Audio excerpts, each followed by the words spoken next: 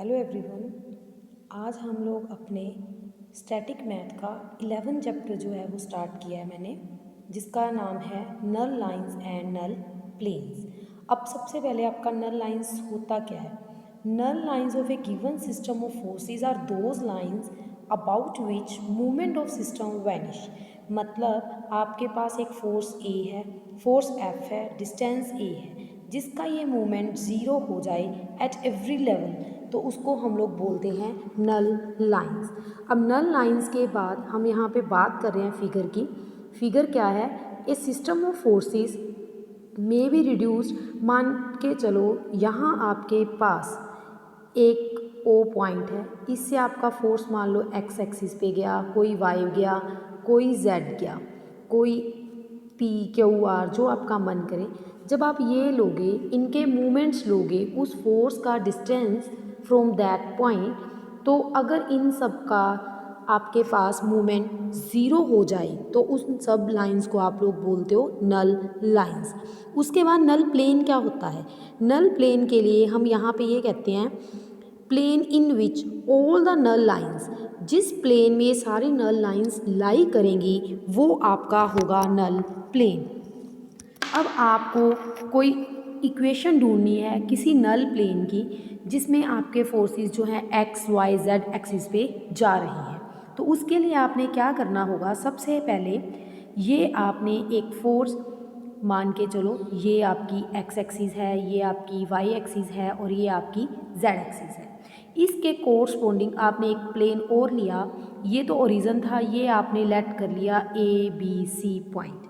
अगर A B C point किया है तो उस हिसाब से ये एक्स डैश, ये वाई डैश और ये जो है आपका जेड डैश हो जाएगा। ठीक है, तो उस हिसाब से आपने 9th चैप्टर में एल डैश निकाले थे। क्या थे? L minus small y plus into capital Z plus small z capital Y.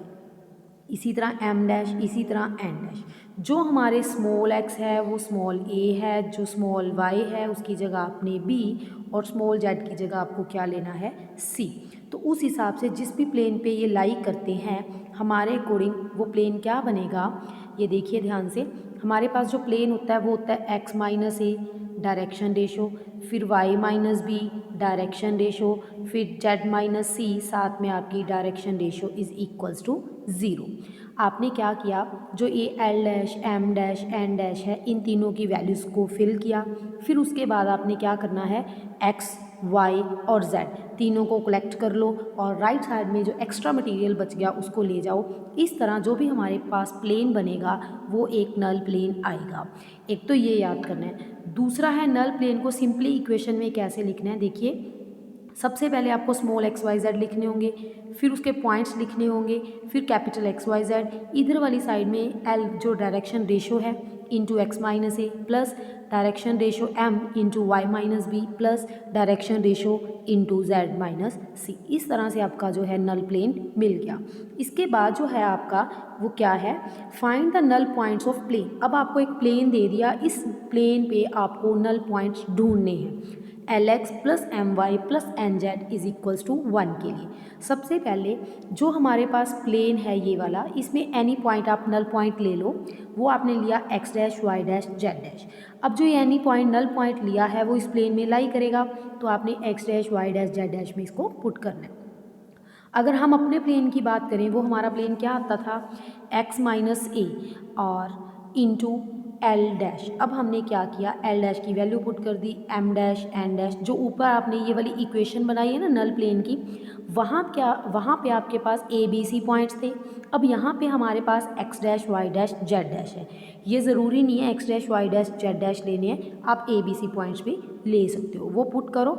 एक तो हमारा ये l x m y n z वाला प्लेन हो गया, एक ये प्लेन जो अभी अपन ने बनाया, दोनों को कंपेयर कर दो। कंपेयर का मतलब उस पहले प्लेन में भी एक्स का कॉफिशिएंट ले लो, दूसरे प्लेन में भी। इस तरह आप जब कॉफिशिएंट्स कंपेयर कर लोगे, पहले फर्स्ट सेकेंड ले लो, इसमें आप मल्टीप्लाई कर दो, क्रॉस मल्टीप्लाई। तो आपने क्या करना है? एक्स वाई जेड वाले सेपरेट करो, बाकी सारे एक साइड ले जाओ। फिर अब सेकंड थर्ड मल्टीप्लाई कर दो, वहाँ से भी इस तरह इक्वेशन बनेगी। फिर सेकंड थर्ड के बाद आप फर्स्ट थर्ड कर दो। इस तरह आपके पास 3 इक्वेशंस बन जाएंगी और आपने उन 3 इक्वेशंस को सोल्व करने के लिए क्या करना है? आपके पास जब उनको सोल्व करोगे तो यहाँ पे ये इक्वेशंस बन जाएंगी। 3 इक्वेशंस को कलेक्ट कर लिया, ध्यान से देख लिए। ये देखिए एक्स वाई जेड में आ गया, फिर एक्स वाई जेड।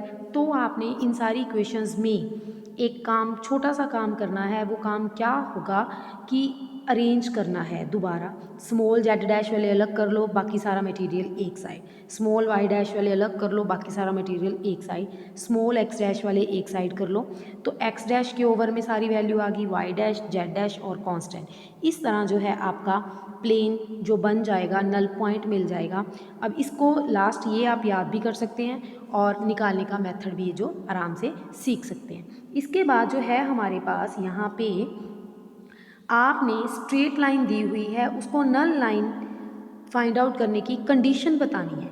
उसके लिए आप क्या करोगे, पहले हमारे पास अभी अभी अपन ने पढ़ा कि जो L dash, M dash, N dash होते हैं, ये तीनों होते हैं। अगर नल लाइन है मतलब उसकी परपेंडिकुलर की कंडीशन, तो तब अपन ने ये पढ़ा हुआ है कि डायरेक्शन रेशियोज़ की जो मल्टीप्लाई है, उनकी मल्टीप्लाई आपस में इक्वल्स टू क्या हो जाती है, 0। तो आपने इसमें क्या करना है, एल डैश, एम डैश और एन डैश की वैल्यू फिल कर देना। उसके बाद जो आपके पास ये कंडीशन बनेगी उसी को हम लोग बोलते हैं कंडीशन ऑफ नल लाइंस। इसके बाद आपके पास आ रहा है, शो करो कि सिस्टम ऑफ फोर्सेस अगर आपके पास काफ़ी सारे दिए हुए हैं और उन सारे फोर्सेस के एक सिस्टम को आप 2 में रिप्लेस कर दो, तो एक जो है उसी लाइन के अलोंग एक्ट करेगा। तो इसमें आपको अगर फिगर दिखाई दे रही है, ध्यान से देखिए। ओ ए हमारे पास फिगर है। ओ ए एक फोर्स, मतलब बहुत सारे फोर्सेस हैं, उनका रिजल्टेंट अपन ने आर ले लिया। अब ए से उसकी जो इमेज है वो डी पॉइंट तक जाएगी। जो डी पॉइंट तक इमेज जाएगी वो क्या होगा, इसका जो बहुत सारे फोर्सेस हैं, हमें अपन ने ये पढ़ा था कि जब रिड्यूस करते हैं तो एक कपल भी बनता है। तो हमने ये कपल जो है जी ऊपर लगा दिया। Given system of forces reduce to a dyname, dyname force and couple को मिला के बोल देते हैं। तो ये बी ओ सी एक प्लेन मिल गया, ठीक है, जिसमें आपकी कपल की एक्स एक्सिस की परपेंडिकुलर जा रही है। हमने ये बोला एक फोर्स आर है, एक ओ ए के अलोंग है, एक ओ डी अलोंग है, जो तीनों ही एक ही प्लेन में लाई करते हैं। एक फोर्स P1 वो ओ ए पे लग रहा है और एक P2 है वो ओ डी पे लग रहा है। अब P2 पे लगा हुआ फोर्स जो ओ डी है और इसके पैरेलल अगर हम ऊपर एक फोर्स लें जी कपल वाले में, तो वो एक दूसरे को बैलेंस कर जाते हैं। बट जो हमारा बी ओ सी प्लेन है वो नल प्लेन है। इस तरह हम सिर्फ यही कह सकते हैं कि P1 और जो P2 फोर्सेस हैं उनको हम लोग बोलते हैं कॉन्जुगेट फोर्सेस। कॉन्जुगेट फोर्सेस और उनकी लाइन ऑफ एक्शन को कॉन्जुगेट लाइंस बोलते हैं, ठीक है। इसके बाद हमने कॉन्जुगेट लाइन की जो है इक्वेशन ढूंढनी है। ये आपको लाइन की इक्वेशन दी हुई है, x minus F by L, Y minus G by M, Z minus H by N, ठीक है। ये हमारे पास जब लाइन है, इसकी आपको कॉन्जुगेट इक्वेशन ढूंढनी है। तो उसके लिए आप लोग क्या करोगे, ध्यान से देखिए। नल प्लेन की इक्वेशन अभी अभी आपको मैंने सिखाई। नल प्लेन के लिए हम जो पॉइंट लेते थे वो क्या था, ऊपर एक्स वाई जेड, फिर हमारा ए बी सी, वो डिपेंड करता है हमने किस तरह का लिया। तो इस इक्वेशन में आपको एफ जी एच ये पॉइंट्स दिए हुए हैं, कैपिटल एक्स वाई जेड अपने वैसे ही लेना है। तो इधर आपकी ये इक्वेशन बन गई। अब जब आपको कॉन्जुगेट लाइन ढूंढनी है तो जो एफ जी एच है उसकी बजाय हम एल रो, एम रो, एन रो ये 3 पॉइंट्स लेंगे, पूरे में फिल करोगे। फिर इधर वाले में से रो कॉमन ले लो, इधर वाले में से रो कॉमन ले लो, और रो टेंड्स टू आपने क्या करना होगा, इन्फिनिटी। जब आप रो टेंड्स टू इन्फिनिटी कर दोगे तो आपके पास जो नई इक्वेशन बचेगी वो नल कॉन्जुगेट लाइन की जो है इक्वेशन आ जाती है। इस तरह आपके पास कॉन्जुगेट लाइन जो बन जाएगी। अब आपने फर्स्ट एग्जांपल निकालना है नल पॉइंट। ये ऑलरेडी आप ढूंढ चुके, वहाँ पे आपके पास आर्टिकल था, यहाँ पे आप पे क्वेश्चन है।